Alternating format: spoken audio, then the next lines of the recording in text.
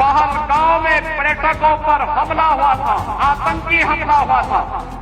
ये पता लगाने में ही कठिनाई होती है कभी कभी कि ये समाजवादी पार्टी के नेता बयान दे रहे हैं या कोई पाकिस्तान का प्रवक्ता बयान दे रहा है।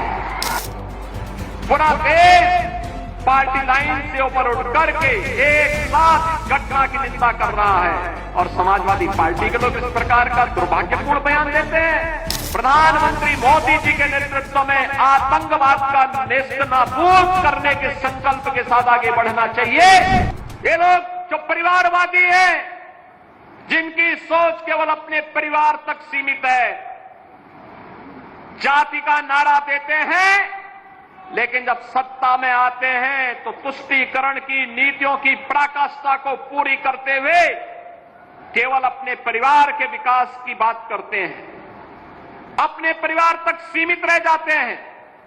आपने देखा होगा जब 22 अप्रैल को पहलगांव में पर्यटकों पर हमला हुआ था, आतंकी हमला हुआ था, समाजवादी पार्टी के नेताओं के बयान किस किस प्रकार के बयान आते हैं, ये पता लगाने में ही कठिनाई होती है कभी कभी कि ये समाजवादी पार्टी के नेता बयान दे रहे हैं या कोई पाकिस्तान का प्रवक्ता बयान दे रहा है।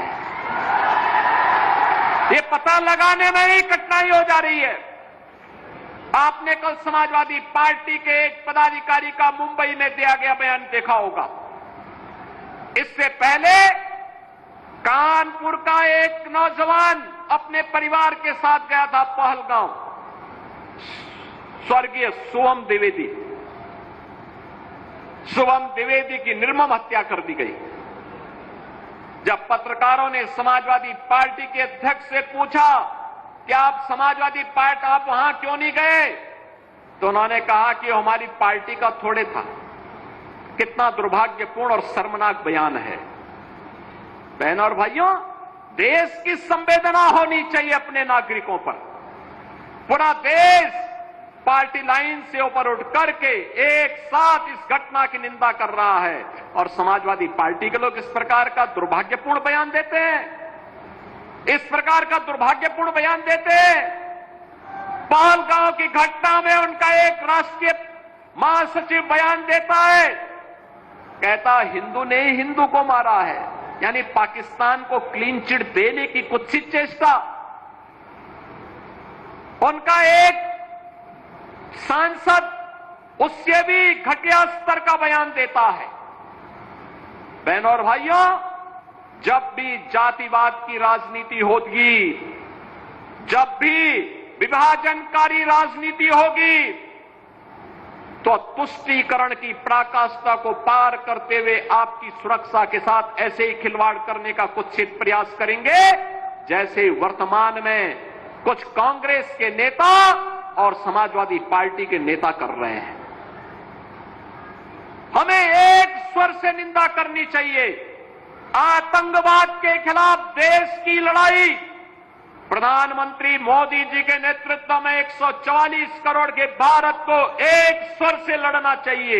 एक स्वर से प्रधानमंत्री मोदी जी के नेतृत्व में आतंकवाद का नेस्तनाबूद करने के संकल्प के साथ आगे बढ़ना चाहिए।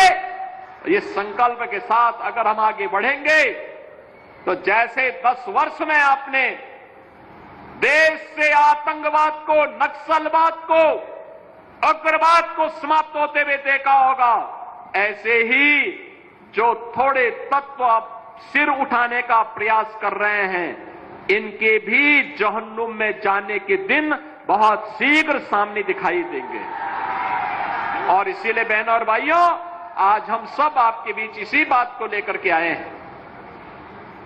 आखिर देश के बारे में कुछ तो दायित्व होने चाहिए, एक तो सीमा होनी चाहिए। सार्वजनिक जीवन में एक लक्ष्मण रेखा तो होनी चाहिए। जब राजनीतिक पूर्वाग्रहों से ऊपर उठ करके हम देश के बारे में सोचें, समाज के बारे में सोचें,